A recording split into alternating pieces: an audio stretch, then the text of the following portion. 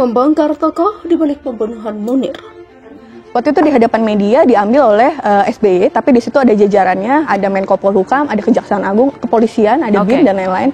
Artinya tim TPF mengatakan bahwa ya kami menduga bahwa laporan itu dikopi untuk dibagikan ke lembaga-lembaga yang lain. Saya dituduh, difitnah, menunggangi, menggerakkan, membiayai, sama dengan sekarang sebuah gerakan unjuk rasa besar. Karena seseorang tentu saja berhak untuk diadili dengan kehadirannya. Jadi kemudian ini semacam saya menduga jangan-jangan ada konspirasi karena tidak mungkin 14-14-nya hilang. Secara fisik pusat kekuasaan ada maling di dalamnya. Andai kata saya punya uang dan tentu uangnya itu banyak dengan menggerakkan aksi-aksi seperti itu, saya juga nggak punya niat. Sejauh mana itu adalah rahasia dan sampai kapan kemudian disimpan sehingga suatu ketika dia boleh diakses. Itu harus jelas hal itu. Jadi tidak boleh rahasia terus begitu ya? Tidak ada yang seperti itu. Apa yang dibacakan bahwa dia tidak terlibat, tidak sesuai dengan apa yang disangkakan atau disampaikan ke beliau, itu sudah berapa kali disampaikan lewat teman-teman media, bahkan di pengadilan. Kenapa kemudian pada saat itu tidak diumumkan? Rentang waktu yang sekian, Pak SBY memerintah itu dari 2004 sampai 2 periode. Penting sekali kita harus ingatkan kepada pemerintah, jangan membuat pernyataan sembarangan. Kalau mereka sampai hari ini tidak mengumumkan dua institusi ini ada unsur pidananya loh. Hadirnya dia di sana itu karena keyakinan dia kepada negara. Karena itu dia tidak boleh main-main menurut saya.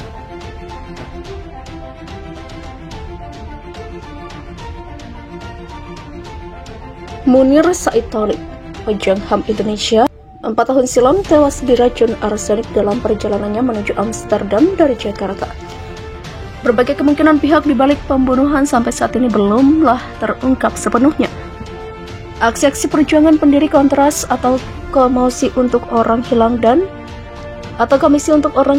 Korban Kekerasan ini, Munir menjadi musuh berbahaya bagi lawan-lawannya. Kebencian para penguasa Orde Baru terhadap gerakan human rights, Munir sangatlah beralasan. Mereka, penguasa yang telah semena-mena menindas, membunuh dan membantai rakyat kecil, mendapat perlawanan keras dari Munir. Munir tanpa lelah terus mencari fakta dan realita untuk mengungkap kasus-kasus pembantaian orang dan rakyat yang tidak berdosa. Meskipun dirinya dan keluarganya menerima berbagai ancaman pembunuhan, Munir tetap melangkahkan perjuangannya dengan darah dan taruhannya. Kematian Munir di pesawat Garuda pada 7 September 2004 menjadi kemenangan terbesar para penjahat kemanusiaan di negeri ini. Ada begitu banyak deretan nama-nama penguasa Orde Baru yang masih berkeliaran bebas di negeri ini.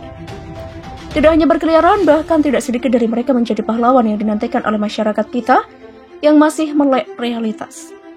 Munir, sang pilot Garuda, orang pertama yang menjadi tersangka pertama pembunuhan Munir dan akhir terpidana adalah Polikarpus Bedihari Priyanto.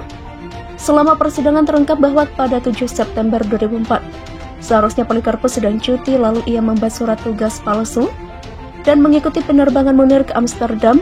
Aksi pembunuhan Munir semakin terkuat tatkala Polikarpus meminta Munir agar berpindah tempat duduk dengannya. Polikarpus menerima beberapa panggilan telepon dari sebuah telepon yang terdaftar oleh agen intelijen senior. Dan pada akhirnya 20 Desember 2005, Polikarpus BP dijatuhi vonis 20 tahun hukuman penjara. Meskipun sampai saat ini Polikarpus tidak mengakui dirinya sebagai pembunuh Munir, berbagai alat bukti dan skenario pemalsuan surat tugas dan hal-hal yang janggal membuktikan Polikarpus adalah pihak yang telah menghabisi nyawa pahlawan HAM Indonesia. Namun timbul pernyataan, untuk apa Polikarpus membunuh Munir? Apakah dia bermusuhan atau bertengkar dengan Munir? Tidak ada historis yang menggambarkan hubungan mereka berdua. Muhdi PR, sang agen intelijen. Selidik demi selidik, akhirnya terungkap nomor yang pernah menghubungi Polikarpus dari agen intelijen senior adalah seorang mantan petinggi TNI, yakni Mayor Jenderal Purnawirawan Muhdi Purwopranjono. Majen Purnawirawan Muhdi PR pernah menduduki jabatan sebagai Komandan Kopassus TNI Angkatan Darat yang ditinggali Prabowo Subianto. Selain itu, ia juga pernah menjabat sebagai Deputi Badan Intelijen Indonesia atau CIA-nya Indonesia. Muhdi PR ditangkap pada 6 Juni 2008. Lalu ia disidangkan di Pengadilan Negeri Jakarta Selatan pada awal Desember 2008. JPU kasus pembunuhan Munir menuntut Muhdi PR dihukum 15 tahun penjara. Muhdi PR terbukti menganjurkan dan memberikan sarana kepada terpidana Polikarpus Budihari Priyanto untuk membunuh Munir. Langkah hukum. Meski di tengah krisis kepercayaan institusi hukum di negeri ini, pihak berwajib terus mengajukan kasasi ke lembaga hukum lebih tinggi atas putusan bebas pada tanggal 31 Desember 2008. Dapatkah kita mencari dalang pembunuh sebenarnya? Menurut saya yang pasti Polikarpus hanyalah alat yang digunakan oleh pihak penguasa, dalam hal ini mantan terdakwa Muhdi PR. Di sisi lain saya melihat bahwa Muhdi PR bukanlah satu-satunya orang di balik pembunuhan Munir. Saya berkeyakinan bahwa Muhdi PR hanyalah rekanan dari penguasa lain yang menginginkan agar Munir dieksekusi. Siapakah itu?